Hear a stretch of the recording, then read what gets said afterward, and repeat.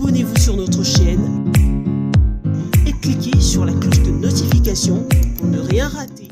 Ça a toujours été un plaisir, fidèles téléspectateurs, de vous présenter cette émission Second Souffle de Tolobak Zalara. Kaka une émission, mais une mission qui dit à convier à ce serviteur, l'évangéliste Josué Lukambakout. Oyo wapi to sombi kinyara makanisi longo pona koyeba lolenge nini lingoma na nzambe ko tambola nini oyo nzamba lobi comme message nini oyo yo eza prévu chaque mois et consort. Mais comme vous le savez très bien, ça fait maintenant près de 3 mois oyo Kinshasa eza na kati ya confinement ya pandémie ya coronavirus et cela nous a vraiment empêché beaucoup plus ya ko émerger nde tolobaka donc mayanga nyezate heureusement bandeko ya potobino bobimi na confinement malé mais biso awa bazo bakisaka bonus 2 semaines tu éviter ceux qui tim konini franchement l'église awa lingoma na nzambe zo sambela te 3 mois yango voilà. C'est avec ce message où on a lancé Bino Ketrosolo parce que tous les alors je m'en vais saluer mon invité Évangéliste Josué Lokamba Mbote journaliste. Merci pour Yambi Bisso Lelo une fois de plus dans l'émission Second Souffle. Nous sommes bien au mois de juin. Évangéliste Josué, l'église des athées. Est-ce que la délivrance, il y a un envoûtement satanique dans le domaine financier, ils ont continué quand? Oui, ils ont continué. Ils ont continué de jour en jour et puis ils ont ça. Voilà ce que je peux dire. Ce qu'on est au côté de la dernière phase pour toi qui est en clôture. Sur la dernière phase, toi qui est en clôture, puis il y a un système internet. Toi, culte, au signer l'État congolais, signer chaque culte spécial ou comment pour balingi ou atbas sangana plus de 20 ans. Gabo kangala bongate, mais dis-moi pour na bana na Zambie. Voilà, donc ça la prière. Bakulandango, même na internet, même na radio, même na télévision bakulanda. Voilà, donc disposer ba moyen pour na bato balanda yango et puis de bouche à l'oreille aussi toko tambola pour na biskan so bandi bazali bazala informer et voilà et puis toko ça la prière. Mais dis-moi confinement est aussi là.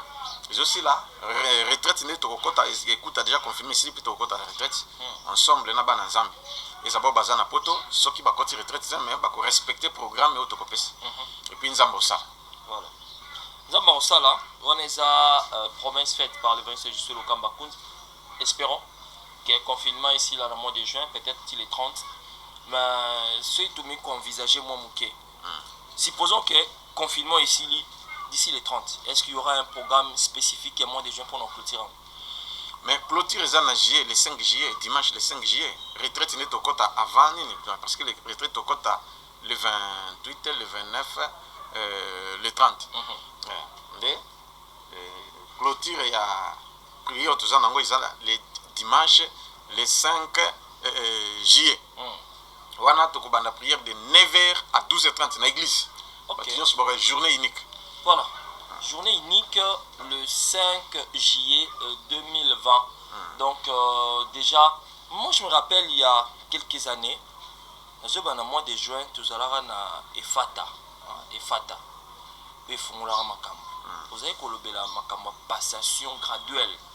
Passage graduel d'un état à un autre. À un autre, quand on a juin auto côté, tout ça presque na 4 Yamboula 2020. Batebele baza déjà désespéré comme on a que près de 3 mois et l'équipe sans pourtant faire quelque chose.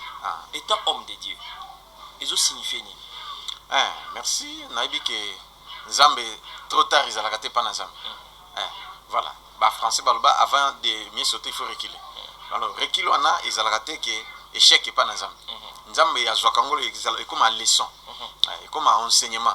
Pour nous battre peut-être à ça qu'il a échoué. Bino bosekié. Yemoka moni peut-être échoué mais du moins et pas dans mes échecs était les écoles oui ok échec il y en a et combien d'à enseignement oui conseiller battu pour fortifier battu et tant à relancer les sous à réussir sans problème voilà 3 mois soit qui va gagner l'église mais va gagner prière ok n'avis que battu bazo sambela bazo gêner bazo prier va gagner mino qu'on a besoin de pour nous sambela d'ailleurs. Pour votre information, je sais que au Yebi, chaque jour, il a des veillées de prière au Salama. L'église, l'église, nous sommes des bakangi pour la porte, mais il y a des calamité. Et puis tous les dimanches, de 7h juste, on a déjà Koyamba. hier non si sakoyamba nde nazongi et puis voilà et tous les jours même les dimanches nazoki na bandaka bandimi na bandako batu koke kosambela to kabola na ba serviteur tâche donc naza na reporter pour dire que Dieu est en train de faire et d'agir aussi. Voilà, Dieu est en train de faire et d'agir aussi. Comme il y a un confinement, Ebola, ce qui est coronavirus, na lobaka que il y a une solution. Na leki na ba TV, na partout na lobby, mais bango, le col la bazan na intérêt na bango, voilà. Mais alors, na lobaka il faut mettre fin na maladie ndenge nzamba lobby. To sala yango. Ba yo kakate, et siko na lobaka déjà que éco risqué économique tombé par terre. Nini école elles allaient toujours ti batangite et que n'était année blanche et ainsi de suite éco bouleversé ma comme bébé mais c'est quoi tout ça qui est wapi ok parce que voilà c'est la fin mais Evangeliste Josué il y a une question oui il micro va beaucoup faire trop mais beaucoup faire corona mais est-ce que je m'en attends que l'inoma na nzambe pe côté na distraction mingi ba na nzambe belé ba osambela sute po bakanga l'église mingi bazala ka inspiré ko sambela tant ba moni liboke ya batu bazali ba sambela mais tant bakanga l'église au monde que ba na nzambe belé ba kufi na ba temps ya pandémie oyo mabende yangwana mabe yangwana ba sataniste nde bato bazana na base aliwana ba kufuta masumu na bango et voilà pona nini ailleurs ba fungole l'église bazo sambela na Paris déconfinement ils ont salama et par-ci par-là ils ont salama mais awa bazo bakisandi ya kubakisa pourquoi bazo bakisa voilà non c'est pas normal bato bazo kufa peut-être ngai abika na yeka na prière pamba mais voilà bato musa abika ka aya na église azu courage à kusambela et à bénéficier de la grâce wana quand nous nous réunissons Bible le na psaume le que il est doux et agréable de voir des frères de demeurer ensemble. C'est là où Dieu envoie la bénédiction et la vie pour l'éternité. Et si nous nous réunissons, Dieu fait grâce. Et ça, le bakoni, ce qu'on dit, moi, que pelisamoto te. Ce qu'on dit, ça tomine et pelisamoto, il y a makas. Voilà. D'autres personnes bénéficient. Il y a ba prière, il y a culte, il y a baninga mususu. Mais de lui-même, au moment que on va azoku voilà. Yango, batomingi bazokufa. Alors tout ça la bonne. Nous devons toujours persévérer dans la prière. Voilà, nous devons toujours persévérer dans la prière. Mais voyez, je suis il y a domaine financier, ils ont posé un petit peu problème. Problème très sérieux. Où ils ont que ils ont battu au sala mingi. Au sala vraiment trop na musala. Mais au moins que les foot ils a penza malamute. Les foot ils a mukie. Mutumso azozwa. Pour au moins ils ont mon angozo kukoyeba ko s'orienter ko sela yangote. Maintenant pour na kobima na difficulté on a qu'est-ce qu'il faut faire? Merci beaucoup. Ngalinga bongo pona tanga verset. Le verset autozoko taka mingi ezali na Ecclésiaste chapitre 10 verset 19. On fait des repas pour se divertir. Le vin rend la vie joyeuse et l'argent répond à tout. Nzamba yebi mbongo. Mutu soki alobi ko mutu azote ya prospérité, mutu azote ya mbongo, ezali sumu, ezama be. Na ebite soki azui version na wapi. Hein? Ou totika Bible ou quoi? Même Jésus lui-même na place ya mbongo dans Luc chapitre 8 verset 1 à 3 qui a zalaki na caisse OK bato bazo soutenir financièrement mais arrivé place musuke a combien afuta nini mais Judas zalaki te parce que bazalaka ina Pierre atini Pierre kenoko lobambisi beaucoup tambongo na munoko ni mboko mbima nini na munokambisi ba futi impo ezaki mbongo mbongo voilà alors et même évangile tozote ya soki mbongo ezate et que simbate attendez que tozote ya boso mbongo ezate bolanda bisote caméra to somi na mbongo moto somi caméra oyo bozo ba filmer biso azana Suisse nzamba pambola ya somba na 900 euros voilà atindel biso o mususu bazo filmer ngamu na somba kyango mwana za nete sona sur $300 senine bon voilà miko oyo to somi na mbongo voilà bon pour to ça l'émission bolanda c'est l'argent oui et si ko somi mbongo ezate voilà donc c'est-à-dire on doit prêcher tout. La repentance, nous les faisons et nous les prêchons chaque jour. C'est-à-dire, tous autres enseignements, sur tel ou tel point. Voilà. Alors, si on zamba lobiboye, n'attend nos versets parce que yelinga kasikoyo 1 Samuel chapitre 2. Yoka. L'Éternel fait mourir et il fait vivre. Il fait descendre au séjour des morts et il lui fait remonter. L'Éternel appauvrit et il enrichit. Il abaisse et il élève. De la poussière, il retire le pauvre. Du fumier, il relève l'indigent. Amen. Est-ce que vous croyez que Mokando est 1 Samuel chapitre 2 verset 6 à 7? Dans la Bible, oui. Si tu as na Bible, le que nzambe ne mutazali ko enrichir, nzambe mutazali ko appauvrir. Nzambe mutazali ko kitisa mutu, nzambe mutazali ko tombola mutu. OK. Azwaka mutu pamba na poussière aye atombolier. Voilà, c'est clair. Et ce qui nzamba salaka bongo. Est-ce que ça ne pas batote? Boba zuluke butu pe moi. Hein? Dans Luc chapitre 18 nzambe na ngai verset 1 na 8. Okokuta pe histoire wana ya vevo ya titi place se pesanga nini yoka na tanga bolanda nano. Yango esengeli kaka nzamba sala. Vraiment. Soki biso ba tozabo eza nzambe. Amen. Yoka boyoka na lisolo oyo vraiment et se pesanga mingi. Luc combien? 18. OK. Verset 1 à 8. Non, t'as rien sauté. Verset 6. Le Seigneur ajouta: entendez ce que dit le juge unique. Et Dieu ne fera-t-il pas justice à ces élus qui crient à lui jour et nuit? Tardera-t-il à les regards? Est-ce que Nzamba ko la justice et pas na bana na yo tozo ganga butu moy o tozo servir pour na biso peto pambolama? Donc c'est-à-dire ba chrétien il faut pas zalaka ba misérable ndé ba ibi ke oza chrétien. Pasteur il faut zalaka ka misérable ndé ba ibi ko banga nzambe. Donc ce qui obani ko simo moi mbongo moi voiture moi nini o asimbikisi. Oh tozo mona aza clarté. Mais ce que pauvre ndé siko na normal pasteur. Mais ce peut pauvreté les mêmes personnes ba ko seka yo balobanini. Te yaye eza mvutuma. Azana ba lien. Mais voilà, c'est la raison pour laquelle biso to sepeli na parole oyoke il est l'Éternel qui enrichit. Toyoka sango ba David, toyoka sango ya ba Samuel, toyoka sango ya ba Salomon, toyoka sango ya bana na nzambe ba sala nzambe Isaac ainsi de suite dans l'Ancien Testament. Toyope koyoka sango lisusu ya ba apôtre. Ngana zolinga natanga tanga voilà ya ba apôtre pelo Yesu atikaki ba Thomas. Bible lobini na acte des apôtres chapitre 4.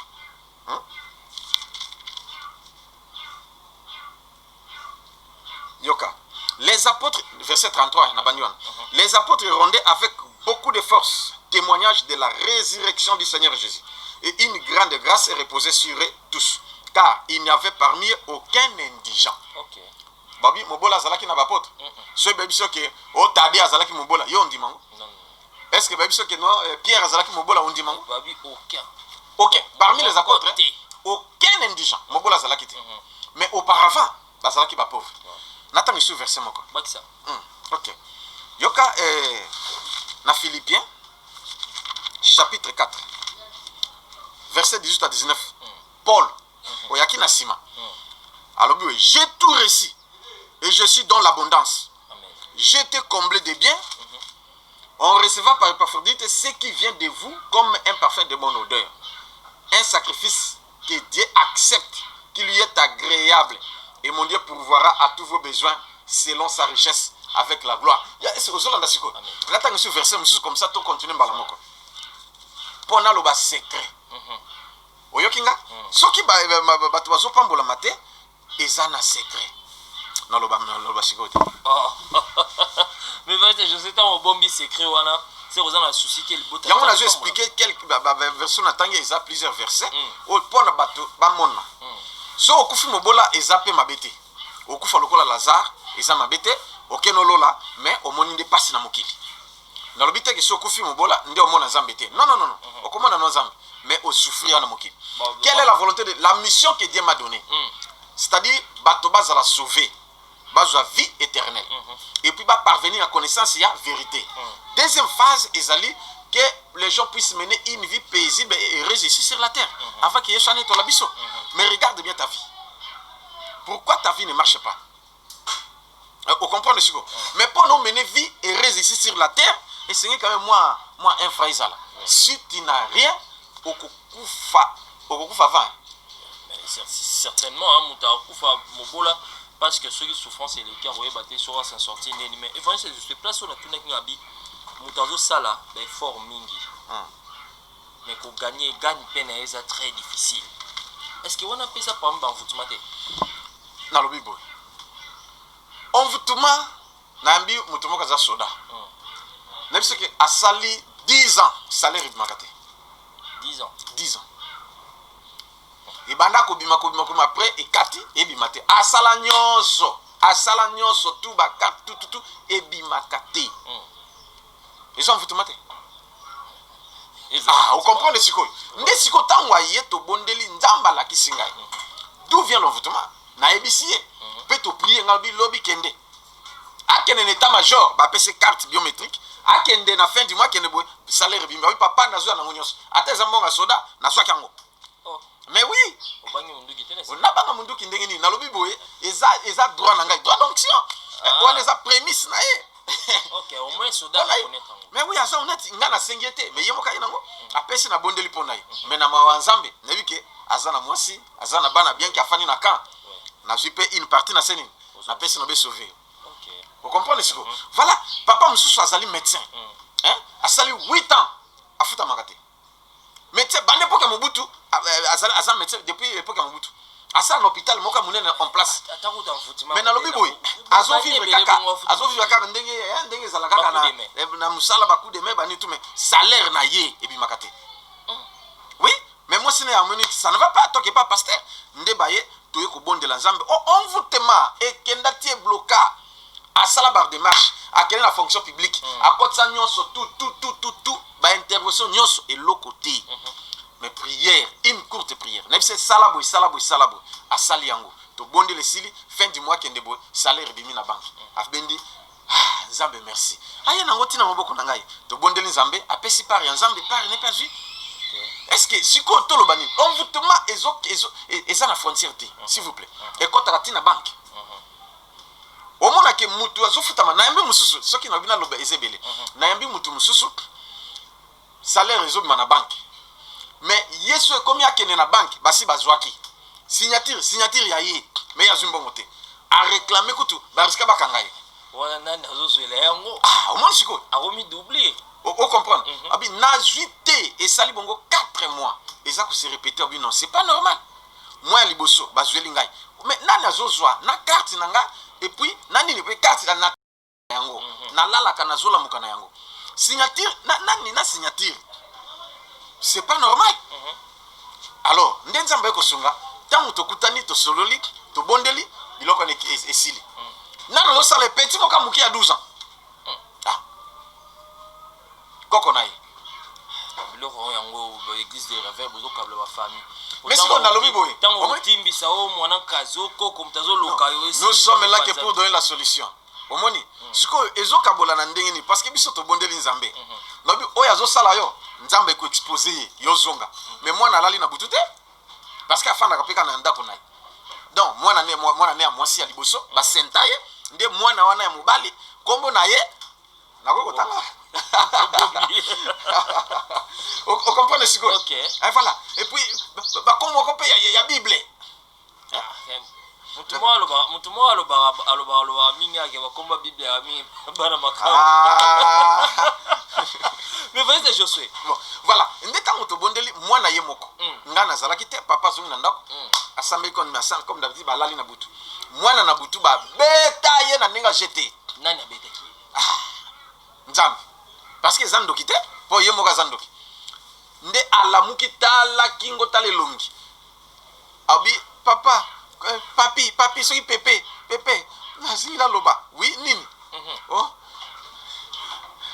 Moi classe na biso ndaba niko loba moi classe na manga pesa ke kindoki et tout a réclamaki nini salaire ya tata na ya soki 3 ans bon sikoyo akozango ndenge nini papa ndenge koko bon azana ba koko na po papa ya mwana sundola mwana yende azana charge ya koko koko azwaka ba 500 francs ndenge zalaka bana ba ngake classe o 200 nini mbongo wana tango ya zui akiko pesa sikoyo Yannick komba mwana ngoyo oya ndo Yannick akiko pesa ye et c'est comme ça boja papa nyonso ekangami banque ko ba ke signaka vous comprenez mais avouer ye moko ndabenga papa nazo trembler na boma encore muluba na bouma na ku est-ce que yo montant au gaba de délivrance ko bondela azu délivrance et papa lelo azakimia obanga la tete zambouani tala komba mpuku oy abangate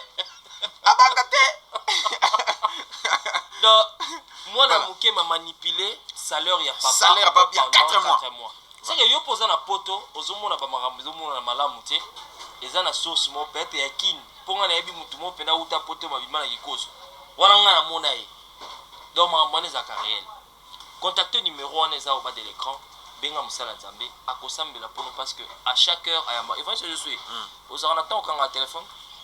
Bon, loba ceux qui chargent zate ceux qui ni mais dis-moi ngai téléphone ngai zala ouvert. Na connexion ngai zala ouvert. Au quand ça na en ligne tam susu nazo prier mais eza ouvert. Voilà. Mais ce ko benga ozingate. C'est-à-dire on a prié. Ou nazote ou za na pe na repos ou na méditer au tika message. Mais na yamba ka appel ngamoko. Mutu musala mbakate. Voilà, interlocution ils allaient rater na ba. So zingate comment message. Mais voilà, et vrai je suis si quoi toujours qui est vraiment nasuka. Mais il y a une chose que je m'aimerais demander. Awa envoûtement satanique tobuni nango malgré confinement toujours qui na fin. Mais c'est comme si satisfaction na yo moko esate. Yanga moko. En termes que nous c'est la population zawana, vous priez, vous délivrez des gens et consorts. Non. Ngai nazali évangéliste. Évangéliste naza muta terrain. Vous comprenez? Donc évangéliste terrain aussi longtemps bakangi makamwa. Mais bakangi makamwa mais ngana obi naza évangéliste. Nakota ka partout. Nazo sala nyonso musala naza na reporter. Tuna mwesi na ngana ba. Je suis à TV. Est-ce que Olanda mundi makisensu? Oh. Au fait fond. Na lobby nazala kyopi. Tiki sensu. Na soki d'état, soki nini. Mais ce qu'on a lobani. Hein? Côté arrive là. Tu es bibino basa nzambe boara mingi bandi obalandi. Basa nzambe mingi bara. Bandimo bara na mon position, bangonne bara na pole position qui toro pas pasteur. A Rolanda sokata mona kwa kosola bien te pasteur oya na tongo. Bo bandimo mabola utaka kingasani. Omona yi makolo. Aeti na yolo na prière. Est-ce que Rolande kuna kingasani kuna na vendredi tout n'importe glodi vendredi nazala ki wapi. Na Njili quartier 5 au côté na kati kuna et puis tant to bien toke côté à Njili dini brasserie. Bon, siko yo transport yo P5 transport exact. On a kené na 15 quartier 5 côté église ya pasteur Jean de la Foi. Hein? Bon, au côté siko na kati kuna. OK. Ouais, tu n'as pas P5 combien? 8000 francs. Il y a transport. Il y a transport. Mais na yena mutuka. Heureusement mutuka za makasi. Siko na yena mutuka. Siko. Dans ce que mutuka toke tozonga. Ndero filmer mutuka. Voilà. Na yena mutuka ekota tina kati vraiment et ça l'a bien. Siko kobi makuna. Mutuka Njili soki dokolo soki nini ya. Et voilà. Toke tikuna. La mission nzela terrible. Kuna ata 1 franc exact. Mais mon Dieu so talié. Donc okolela. Mais to comme to sambeli. Mais nazali omniprésent, c'est-à-dire soki to jiba ka ibele to kabolaka tâche na ba serviteur. Bino bokende ipen, bino bokende kinses, bino bokende topé lingwala, bino bokende gombe. Place nzambo lobana kene nakokende.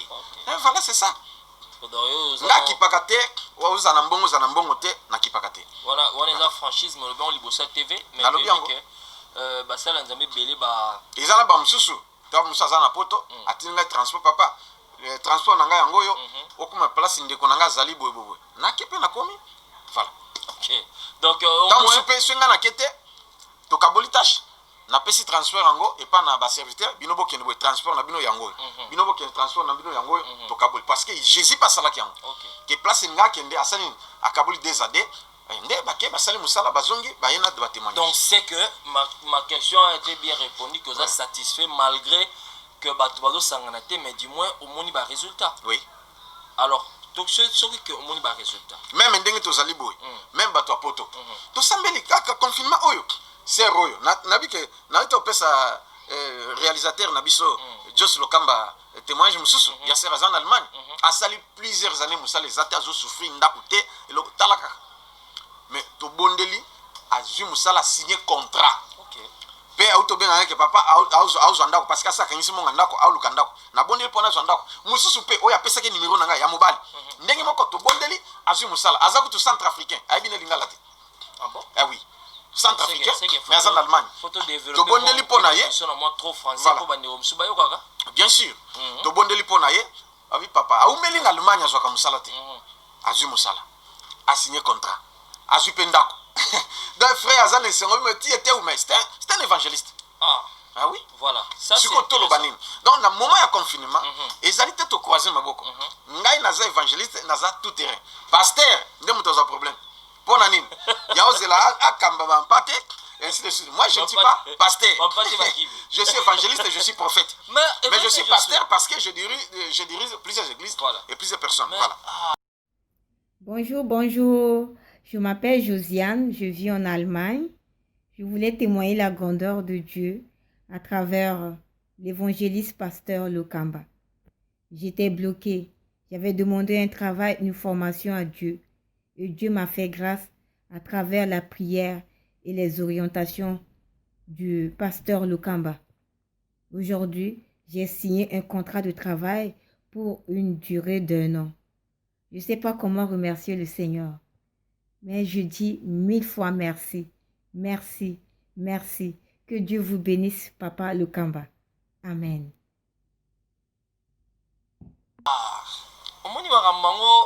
Chris Maké à la douceur dans la réseau tout nango. Wapi ba témoignage ya bato abikaki na corona. Wapi ba témoignage ya bato sambela ki pona bango ba komi déjà déconfiné. Na moni muta témoigner image. Oh bon. Juste Lokamba eza so image yi. Soki batindi na ko pesa pona. OK, na ko rappeler bango. Nabike Bolandi journaliste bo s'abonna déjà obikaki na corona tinda pour journaliste azoti atembe. Mais jusque là ton témoignage. Voilà c'est ça. Tout bakotinda yango balandi yango. Bon, même moi nako forcer mututé. Voilà c'est ça. Mais bato musu tam so ka soni topeni mais vraiment joie courage. C'est une vidéo sinda so vidéo ezali malamu mingi. Pour témoigner ça fortifie les gens, ça augmente même la foi de plusieurs personnes aussi. Et ça, là, bien. Et puis, quand vous vous réunissez, ce qui vous a cantique à Yemba, ce qui vous a témoignage à témoigner, parce que ça édifie l'église. Et là, ça qui Nzambe na yo azali. Pour ça, témoigner au bombi yango, aux problèmes pas Nzambe. Voilà, c'est ça. Ah, on a même témoigné, j'ai raté chaque culte. Ils ont rendu bon pour la bon. Oui, oui. Ah, c'est ça qui est important. Quand Nzambe ça la kalika pas battre. Bon retour à Sima. Tango problème c'est ko yela yo yo bombaka eza biblique wana donc prophétie il fait à l'église so kuti église na zolo ba bien papa mama landanga so kuti une église parole bazobo yango wana les églises de témoignage sur babo yango eza isu église en Nzambe te 3 soki bazobo ya cantique to ba adoration ko so eza isu église te église soki bazobo ya miracle et c'est l'église en Zambie. N'habitez ce aux comprendre parce qu'il a les idées de miracles, il agit jusqu'à présent. Donc la parole il fait ça là, témoignage il fait ça là, prophétie il fait ça là et ainsi de suite. Voilà, c'est ça l'église.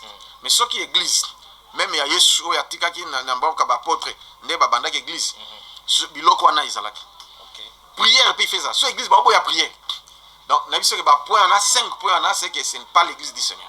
Oh mon église basambela oh bisoto jenakate oh nya quand ba critiquer ce n'est pas l'église de Dieu oh bisa ba témoignage ezate oh bisa oh ba mani les mais évangile Josué bien que on continue avec la délivrance car il y a envoûtement satanique dans le domaine financier Nzamba lobby sous le côté jusque là Nzamba lobby loko ya on a été nga loba pamba te on a zolo bo Nzamba lobby lingai ndena ye alobi boye délivrance il y a un envoûtement satanique dans le domaine de la finance amoni bana na ye baza bloqué mingi alors il faut boza la débloquer côté ya finance mais pour cause la débloquer natan apesika na ba verset belé mais na opesaka verset moko vous comprendre mais avant na pesa on appelle ça no verset moko yo après na pesa verset oyo et ça le voilà alors awa alobinin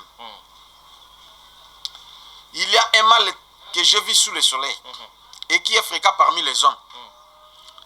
Il y a un homme à qui Dieu a donné des richesses, des biens, de la gloire et qui ne manque pour son âme de rien, de ce qu'il désire. Mais Dieu ne lui laisse pas mettre d'injure, car c'est un étranger qui injura. C'est là une vanité et un mal grave.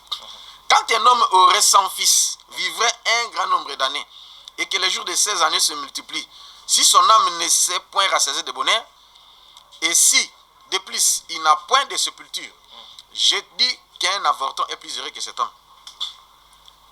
Voilà Ecclésiaste chapitre 6 verset 1 okititi na 10. Okokuta ke nzamba zo regretter. OK? Ezana mutu mususu toboy kotanga oya première phase. Abi ke mutu ata umeli na mukili. Ata oboti bana 100. Mais okufi pauvre. Ba osala cotisation pour bakunda yo. Abi un avorton est plus heureux que toi. Moi na matiombe alekio na valeur. Parce qu'on a des choses qu'on considère. C'est que Dieu considère aussi le pouvoir financier. Okay.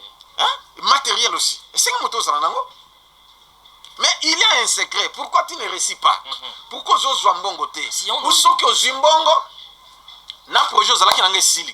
Oza na projet bala. Ozo kangisa mo. Kako ko pembeni problème bimi, bon on est ce qui est qui. Et comme normal. Non. Oza na projet so balupang.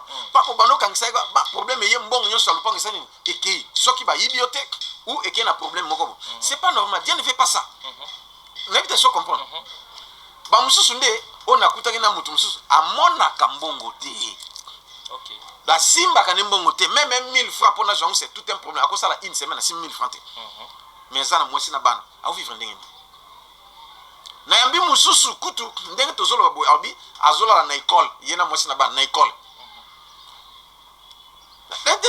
C'est que même ko futela azoko kate. Niveau ya souffrance. Niveau ya souffrance wana. Alors, ngai pe na traverser ba passi wana. Na leka na banzela wana. Nzamba lobi ce monde est régi par des lois et des principes dont l'homme doit respecter, vivre le miracle. Asimbinga na lito ya lobi, retiens ce que je te dis. Les chrétiens sont les plus négligents du monde par rapport à d'autres religions. Okay. Mais toi ne sois pas négligent. Okay. Alors dis à tes frères et sœurs partout dans le monde de ne pas être négligents. Je sais pourquoi je le dis. Et je le dis souvent, je répète. L'instruction pour que Nzamba fungo la finance na yo, pour que finance aux anango, et ça la mosala et monana, pour que au sepela que au fandi pesant ndenge Joshua sepela que na fandi no bien merci Seigneur. Hein? Acte chapitre 24. Na opesa mingi tena pesa ka oyo. Nyonso wana bimisi egema na acte. Kasi na lobani. Acte chapitre 24. Verset combien? Natangi verset 16. Voilà. Nasukatana 17. Et le Bible, c'est pourquoi je m'efforce d'avoir constamment une conscience sans reproche devant Dieu et devant les hommes. Oui, il y a les autres, Paul. Après une absence de plusieurs années, je suis venu pour faire des aumônes à ma nation et pour présenter des offrandes. Un apôtre. Abi, Zalaki na voyage. Aumeli mingi na voyage. Mais aziye ayeko zonga mbangu tia zonga pona salani. Abi pour apesa ba aumône na ye na ba offrande na ye. Or offrande na pluriel ezali composition, ezala dîme, ezala don volontaire, ezala nini ezala classe ya aumône. Ya offrande. Donc siko Paul aye pona aya kotosa mobeko. Soki Paul azali pasteur ya ba païen. Ceux qui ont été apôtres, nous devons limiter parce que la Bible nous déclare que Bissot a fondé dans l'enseignement des prophètes, non apôtres. Et puis Paul, imiter Paul a yé pour appeler ça au monde naïe, appeler ça au offrande naïe. Vous comprenez? Mais il y a des pasteurs, appelle ça quand même offrande d'été. Pasteur aux ola nangai, na culé yoté, na condamné yoté. Mais tala aux réussir, aux ana moins bongo peut-être, mais projet na yo, les pasteurs qui ne donnent pas, c'est difficile pour ne pas vivre pouvoir financier. Et c'est difficile pour ne pas se l'exploit. Pasteur Azali, partenaire numéro 1 l'église. Bandiminamte.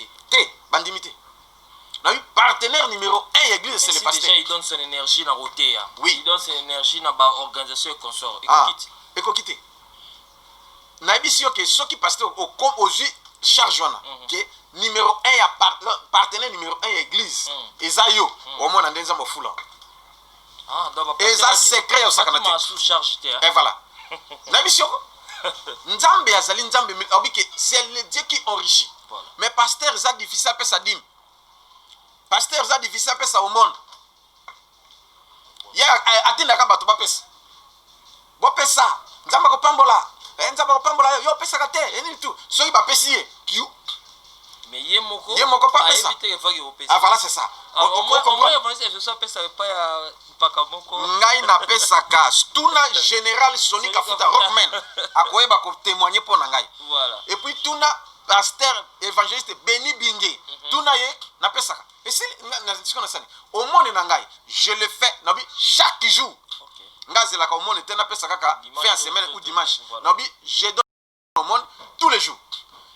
Il y a des orphelins au Bazali, au Kenazole Sabango, tous les jours. Bandana ti, bandana nokolia makamu surtout.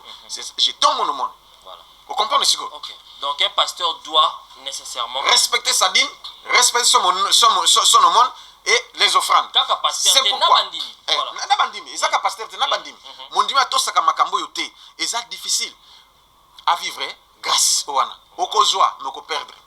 Parce que Dieu ne va pas protéger. Aussi, c'est pourquoi Yango, c'est pourquoi Nzambe a ordonné biso que na mois oyo vers la fin du mois, c'est-à-dire le 28, le 29, le 30, jeûne, il y a 3 jours. To banda kolia na poko.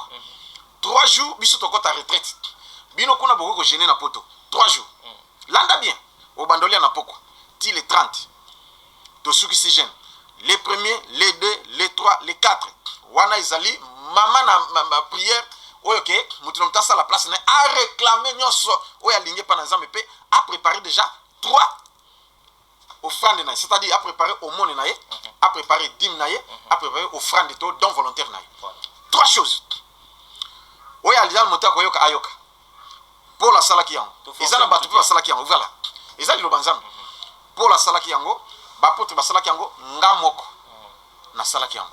Na salaka ngo wapi tangu na keki fazere na brazak nzamba yeko lobela ngai a partir kuna ndi na bandi na pambola maki na brazak ndinga osakana te église même o ngana kitaki pona na to banda na o ba yambaki ngai na soir ba osakana 7-8 personnes dimanche ba 25 sur le kebele ba 30 personnes église évolue akate mais ngai tangu na ye na sali ba acte na nga wana nzamba tindaki na ebisio ke église yeko fungwa mama kasike na pesa séminaire ka moko na biso batu ba miracle salami batu na biso ba biki église comme 116 personnes après 2 semaines 250 personnes et na biso ke mbongo makambe fungwami ke na biso ezali terrible nanga moko tu na ye santé mbongo tutu mais nzambe ne mutalobaki zonga lisusu na Kinshasa nana mosala ko sala pona soki te na linga jana kina na zala ndenge mususu pour dire que makambo etozote ya photo zala kosalela yango mutu nyonso akosala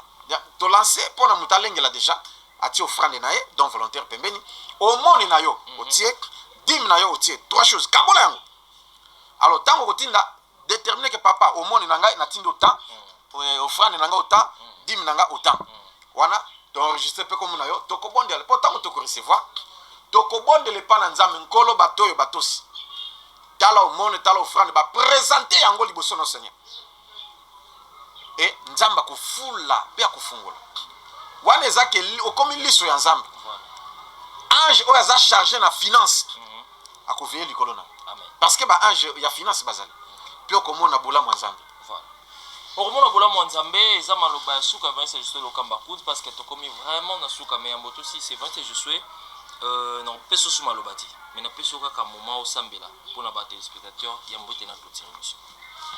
Merci beaucoup lokola opesinga e parole suka na sambela pona bana Nzambe na sengi boye liloba Nzambe yango wana na pesi oya zana matako yoka oya zana makasa kosala voilà soki olingi osani to simba maboko na nga ozwi mai osimbi ozwi huile d'olive na yo osimbi ngana bondela Nzamba se manifester na bondeli Nzambe na bikamwa yo zali Nzambe ya Abraham ya Isaac pe ya Israël yo zali ko enrichir yo zali ko appauvrir yo zali ko kolokota mutu Seigneur na se pe o tombole likolo a partager même messa na ba roi yo zana capacité ko sala nyoso sur Seigneur au nom de Jésus onction financière matérielle la tabino l'onction de puissance et la tabino miracle et salama onction est déclenché miracle bo vivre miracle ya bon bo mata bo kende liboso o bo senga ki bozo yango maladie nyonso oyo ezoko coincer nzoto na yo oyo ezako détruire nzoto ezoko ronger o dépenser mbongo na malade maika ko simbiana Au nom de Jésus, miracle kota. Et comme une onction. Tango comme la maladie limoyo. Afin que mbongo au service nzambe na mbongo na yo. On a lobby et ça la melabino na kombo na Yesu. Amen. Amen. Merci beaucoup à l'évangile je suis le Kambakoun pour la prière Yakitoko Sali. Fidèles téléspectateurs, abonnez-vous massivement. Ibete Lisolo, Kaboula lien partagé en haut parce que tous en a besoin de nous dans matière qui toroboué, monsieur qui toroboué. Nil par ailleurs que je suis le Kamba TV. Ticket Nzambe na kimia na ya pesa na mitema. Abondo abino boza nango. Kino autre 6 mois de juin bon trop tard là. Prochainement soyez sur unité tout clôturer. Na bino peto sale monsieur à moi de chi. Bye bye. Abonnez-vous sur notre chaîne et cliquez sur la cloche de notification pour ne rien rater.